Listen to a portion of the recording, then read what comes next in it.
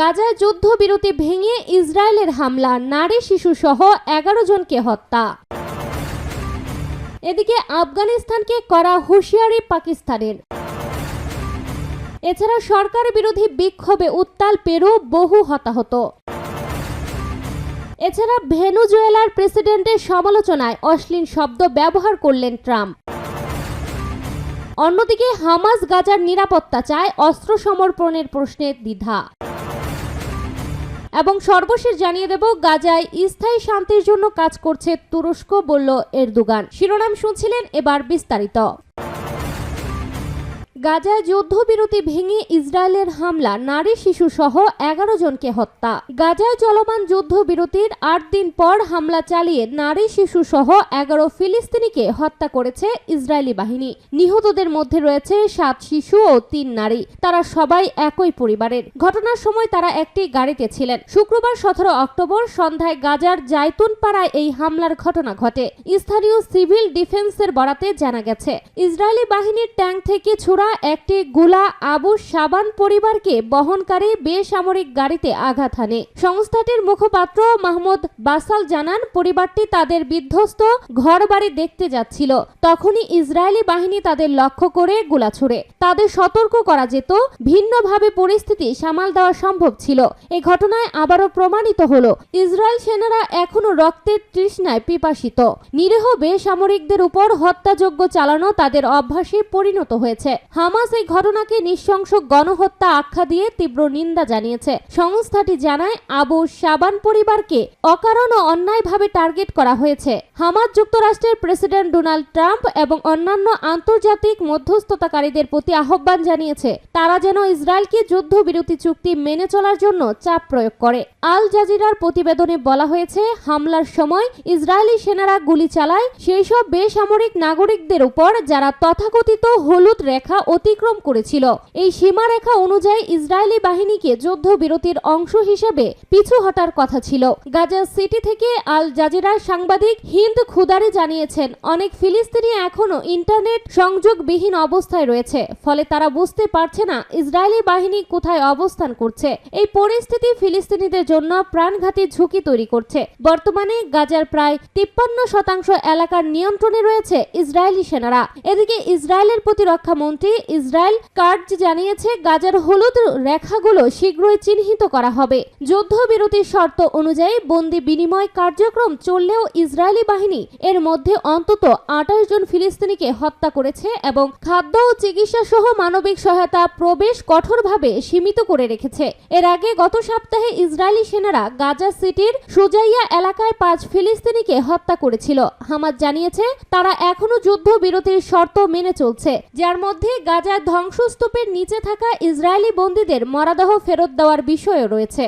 আফগানিস্তানকে করা হুঁশিয়ারি পাকিস্তানের। আফগানিস্তান ও পাকিস্তানের সীমান্তে সাম্প্রতিক উত্তেজনার মধ্যে তালেবান সরকারকে কঠোর সতর্কতা দিয়েছে পাকিস্তানের সেনা প্রধান ফিল্ড মার্শাল সৈয়দ অসীম মুনির। তিনি বলেন, আফগান মাটি ব্যবহার করে পাকিস্তানে সন্ত্রাসী হামলা চালানো হচ্ছে, এটি অবিলম্বে বন্ধ করতে হবে। শনিবার অ্যাবোটাবাদে পাকিস্তান মিলিটারি একাডেমিতে এক প্যারেড অনুষ্ঠানে তিনি এই আহ্বান জানান। অসীম মুনির বলেন, আফগান জনগণকে সহিংসতার পরিবর্তে শান্তি ও নিরাপত্তা বেছে নিতে হবে। সাম্প্রতিক সংঘর্ষের পর দুই দেশের মধ্যে অস্থায়ী যুদ্ধবিরতি বাড়ানো হলেও উত্তেজনা এখনো পুরোপুরি কমেনি। সেনা প্রধান বলেন, পাকিস্তানের সশস্ত্র বাহিনী দেশের অভ্যন্তরীণ ও সীমান্ত নিরাপত্তা রক্ষায় সবসময় প্রস্তুত। আমরা আল্লাহর কৃপায় ও জনগণের সমর্থনে দেশের 1 ইঞ্চি জমিনও হারাবো না, বলেন তিনি। ভারত প্রসঙ্গে তিনি সতর্ক করে বলেন, পরমাণু অস্ত্রধারী অঞ্চলে যুদ্ধের কোনো সুযোগ নেই। তার হুঁশিয়ারি, যদি কেউ শত্রুতা শুরু করে, পাকিস্তান প্রত্যাশার চেয়ে বেশি শক্ত প্রতিক্রিয়া দেখাবে। অসীম মুনির বলেন, পাকিস্তান সেনাবাহিনী 2 দশকেরও বেশি সময় ধরে সন্ত্রাস বিরোধী লড়াইয়ে সফলভাবে লড়ে এসেছে। এখনো দেশ জুড়ে আইন শৃঙ্খলা রক্ষাকারী বাহিনী জনগণের সহায়তায় সন্ত্রাস দমনে কাজ করছে, বিশেষ করে খাইবার পাখতুনখোয়া ও বেলুচিস্তান প্রদেশে। তিনি ভারতের সমর্থিত সব সন্ত্রাসী গোষ্ঠীকে সতর্ক করে বলেন, আমাদের প্রতিবেশীর প্রত্যেকটি প্রক্সি বা রাষ্ট্র সমর্থিত সন্ত্রাসী গোষ্ঠীকে আমরা ধ্বংস করব। সেনা প্রধান আরো বলেন, পাকিস্তানের জনগণ ও সেনাবাহিনীর সম্পর্ক অটুট। দেশের সার্বভৌমত্ব ও অখণ্ডতা রক্ষায় সবাই ঐক্যবদ্ধ। তিনি শহীদদের প্রতি গভীর শ্রদ্ধা জানিয়ে বলেন, তাদের ত্যাগের কারণেই আজ আমরা স্বাধীনভাবে বেঁচে আছি। সরকার বিরোধী বিক্ষোভে উত্তাল পেরু, বহু হতাহত। লাতিন আমেরিকার দেশ পেরুতে সরকার বিরোধী সহিংস বিক্ষোভে অন্তত একজন নিহত হয়েছে।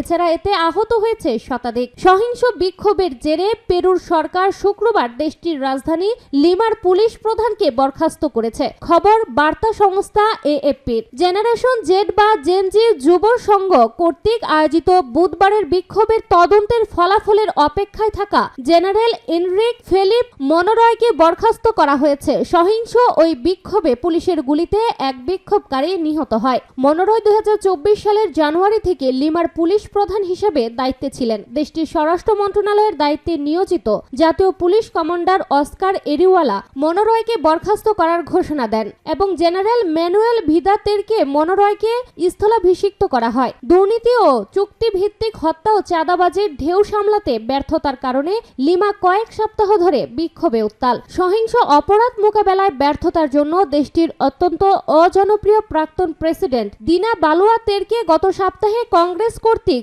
অভিশংসিত করা হয়েছে।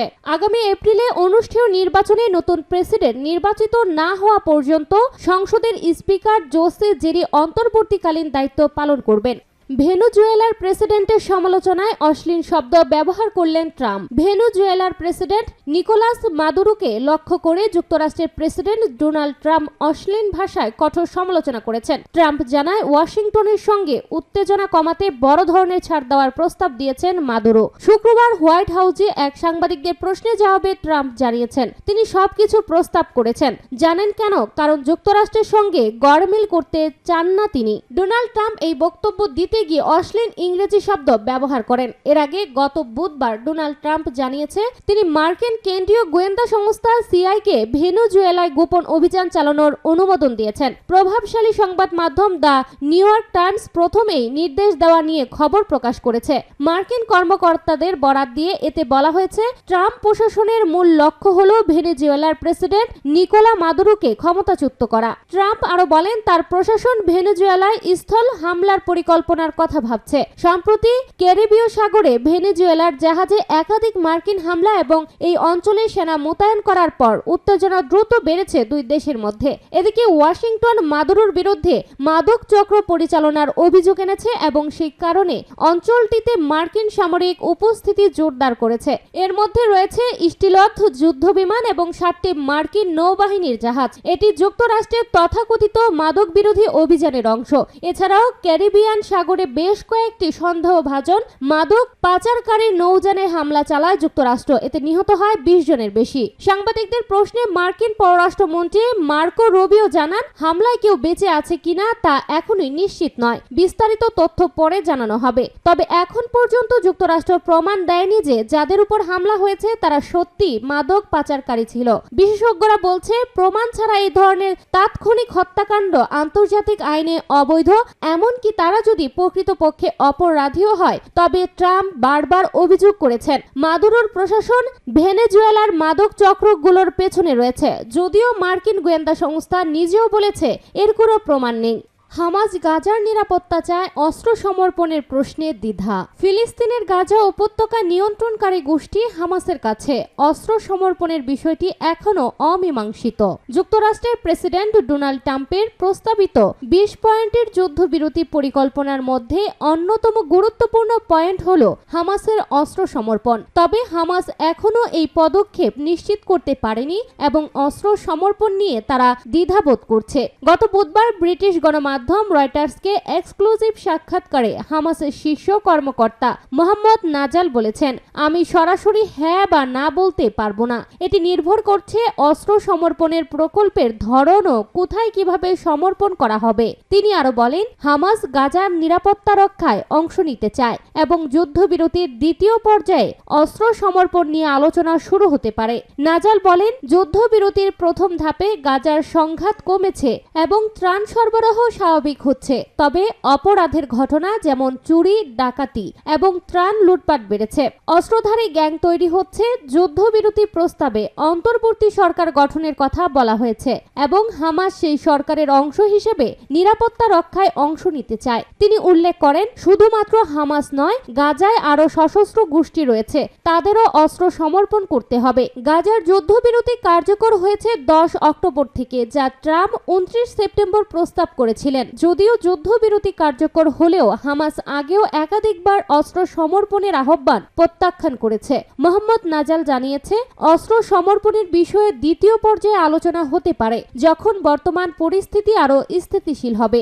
ইসরায়েলের প্রধানমন্ত্রীর দপ্তর জানিয়েছে, যুদ্ধবিরতির প্রথম ধাপে হামাসকে সব জীবিত জিম্মি এবং মৃত জিম্মিদের মরদেহ হস্তান্তরের কথা ছিল, যা তারা করেনি। এতে ইঙ্গিত দেওয়া হয়েছে যে হামাস যুদ্ধবিরতি চুক্তি দ্রুত বাস্তবায়ন করতে বিলম্ব করছে। হোয়াইট হাউসও জানিয়েছে, হামাস অস্ত্র সমর্পণের বিষয়ে কিছু প্রতিশ্রুতি দিয়েছে এবং যুক্তরাষ্ট্র আশা করছে যে তারা এটি সম্মান করবে।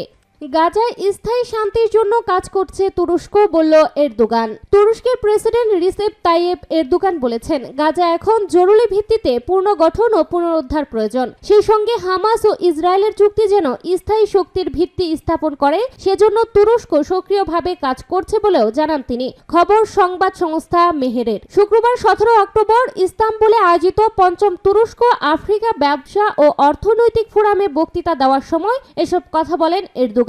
তিনি বলেন, ইসরায়েলের অতীত আচরণের কারণে আমরা সতর্ক রয়েছি, কারণ গাজার এখন দ্রুত পুনর্গঠন প্রয়োজন। তিনি আরো বলেন, তুরস্ক হামাস ইসরায়েল চুক্তি স্থায়ী করা এবং এটি যেন দীর্ঘস্থায়ী শক্তির পথ নিশ্চিত করতে নিরলস প্রচেষ্টা চালিয়ে যাচ্ছে। এছাড়া চলমান সুদান সংকট নিয়ে এরদোগান বলেন, তুরস্ক সুদানের সংঘর্ষে গভীরভাবে মর্মাহত এবং দেশটিতে যুদ্ধবিরতি ও স্থায়ী শান্তি প্রতিষ্ঠার আশা করছে। তিনি জোর দিয়ে বলেন, আন্তর্জাতিক সম্প্রদায় সুদানের মানবিক বিপর্যয়ের প্রতি যথেষ্ট মনোযোগ দেয়নি, যদিও রক্তপাত বন্ধ করা সবার মানবিক দায়িত্ব। তুর্কি প্রেসিডেন্ট আরো বলেন, দুঃখজনকভাবে পশ্চিমা বিশ্ব আফ্রিকার গৃহযুদ্ধ, সংঘাত ও বিরোধগুলোকে মহাদেশটির নিয়তি হিসেবে দেখছে।